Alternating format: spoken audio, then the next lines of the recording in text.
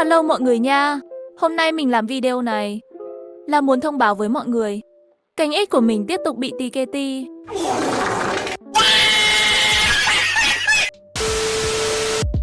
Hiện tại mình đã tạo một kênh mới tên là Trung Tiểu Thư. Nếu mọi người tìm không ra kênh thì có thể ghi như trên video này, nó sẽ hiện ra luôn nhé.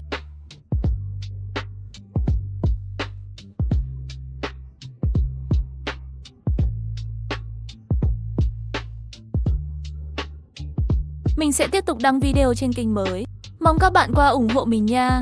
Mình cảm ơn mọi người rất nhiều. Hẹn gặp mọi người trên video ở kênh mới của mình nha.